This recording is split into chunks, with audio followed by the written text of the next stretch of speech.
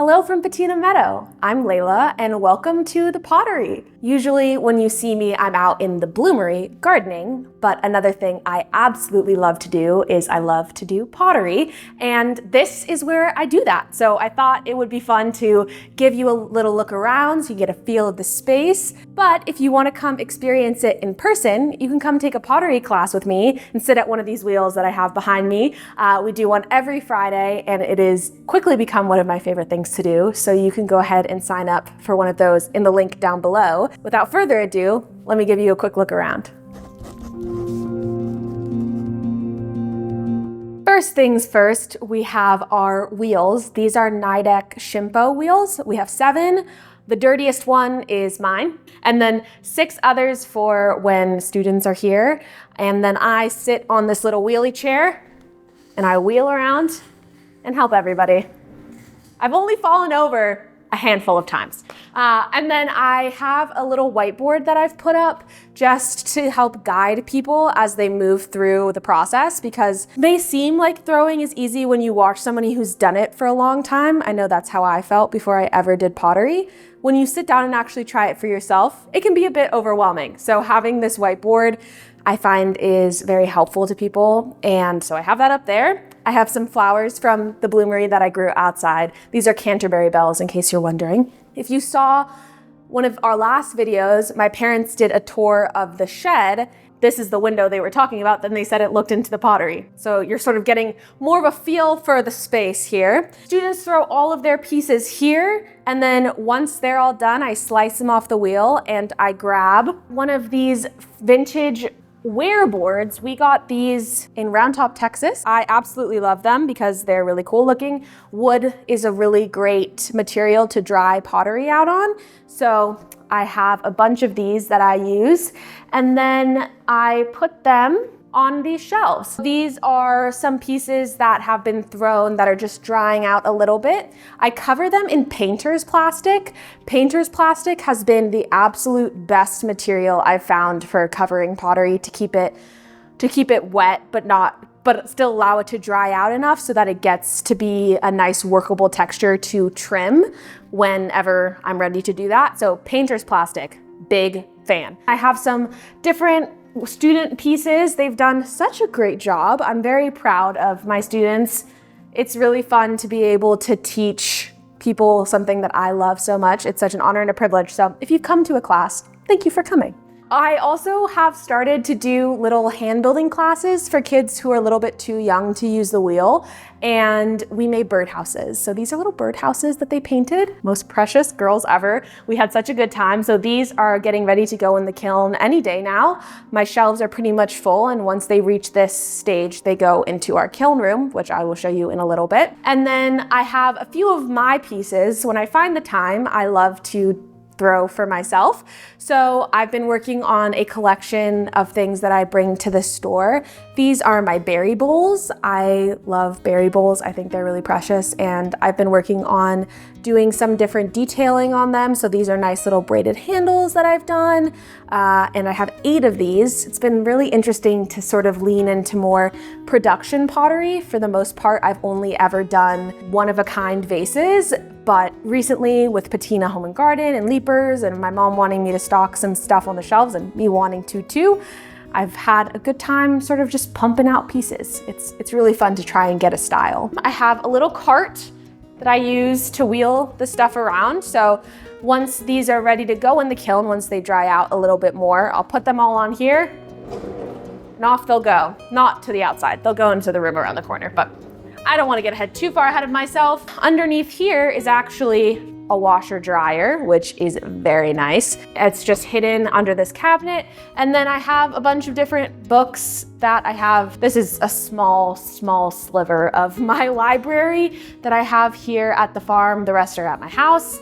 And then we've got our Patina Home and Garden hats and Patina Home and Garden candles because they smell really good and I like to burn them in here. And sometimes people come for a pottery class and I have them burning and they want to get one for themselves. So I have those for people as well. Over in this section is all of the tools that I use. So sponges, trimming tools. wooden ribs, potter's knives, paintbrushes, all of the things here. And then above it, I have some of my older pieces. I've been doing pottery for about 5 years now, and I think some of these are like some of the first pieces I threw. I think actually this is from my first or second year. I like to put the dates. This is from June 13th of 2021. So it's pretty cool to see how far that I've come just by practicing. It's been really a fun journey. One of my favorite pieces up here is actually this one that I made, which I did in a pit fire. So instead of using a kiln for glazing and going over and just dipping it in a glaze, I actually buried it in the ground with some friends back when I lived in Ojai, and then we put some different colorants and stuff in it, and I just need to do this again because it was so much fun. On top, I have some dried flowers that I grew last year, and I really love the way they add a little bit of color to the space, and they bring in my other passion, and they bring the two things together. So I absolutely love that. We have some antique botanicals. These are from Sweden, I believe. They're all from the 1900s, early 1900s. I think they're anywhere between like 1901 and 1914. So they're pretty old, and I love them. I think they add a nice vibrancy to this room. I'll list like the paint colors and all of that stuff and the stone and everything like that in the description down below. My parents know that, I know pottery. So that's what I'm gonna focus on today. I have my sink here. This is where everything gets cleaned, sponges, nail brush. Here I lay out all the glazes that I have. So white, blue, green, and clear for people to choose with more bloomery flowers. I love this season for flowers, so I put them wherever I can. And then here is where I do all of my wedging and clay preparation. So this material, I think it's a limestone, is really great because the clay doesn't stick to it and it doesn't really dry it out either. So I just go ahead and wedge on here, and then I have my trusty scale for pottery classes. For first-time beginners, I always start off with about a pound of clay, which is about that. And I use a standard clay, which is in the other room, which I'll give you a peek at. More pottery that I have. This is one of my mugs. More flowers, all that fun stuff. This sort of just becomes filled with different kinds of clay, and clay at different stages of wetness, because you want it to be at a pretty specific texture for throwing, especially when it comes to people who are just getting into it. So a lot of these are too wet that I'm waiting to combine with stuff that's too dry. So that's the reasoning for all the bags. Behind me are our Gianetti apparel aprons made in downtown Los Angeles in my brother Charlie Gianetti's clothing factory, Gianetti Factory. Check them out. We used to sell them at the store. I don't know if we still sell them, but for people who come and don't want to get covered in clay like I always end up, this is there for them. We can go into this room over here. This is the kiln room. I also call it the messy room because this is where the really messy stuff takes place. All of pottery is pretty messy, but when you start to glaze and reclaim clay and do all of that stuff, it gets a little wild. So this is where the mess really stays for the most part, or that's how I try to keep it. Behind me, I have some clay that I'm reclaiming. So clay is a really cool material because even if let's say you throw a pot and you hate it and you completely mess it up, you can actually recycle that clay and use it again and again and again. This is some clay that I'm drying out. You basically just turn it into a slurry and then you put it on something to dry. These are made of plaster that I went ahead and made in like those aluminum trays you use for like a turkey on Thanksgiving. I put those in there, let them dry, and now I use them all the time. I love them. And then I have some pieces that got way too dry to trim, so I just left them as decor. Hydrangeas, dried hydrangeas, and clay bags for me to put my reclaim in once it's dry. Usually takes about 2 to 3 days for the clay to completely dry out. This bad boy is the kiln, Kenny the Kiln. I just came up with that name on the spot, and now he will always be known as Kenny the Kiln. This is a Scott kiln. It's a model KMT-1227. Very nice. Kenny is a much better name, if I do say so myself. This is where all of the pottery turns from clay into vitrified clay, so makes it actually usable. Very important process. There's 2 firings that clay goes through. The first is called a bisque firing. So all of the pieces that are in there haven't been bisque fired yet. So they're gonna go from there, they'll come in here, I'll load them up in here. I have all my kiln shelves down there and I stack up the shelves. I close this lid and then it gets very, very hot. And then in like a couple of days, it'll be ready to unload once it's all cooled down. And that will turn from unfired clay into bisqueware. So I can show you, this is an unfired pot. If I were to put this into water, it would basically just dissolve back into clay.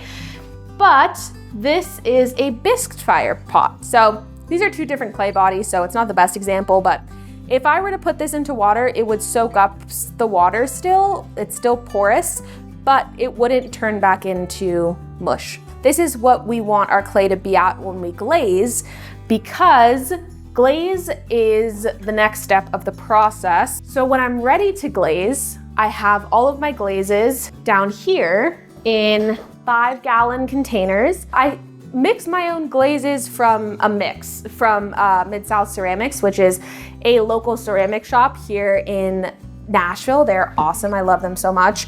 This is, I have a few different colors from them. Basically, glaze is just minerals suspended in water. And you mix them all together and then you dip your piece. Remember how I said your clay is, or your pot is still porous.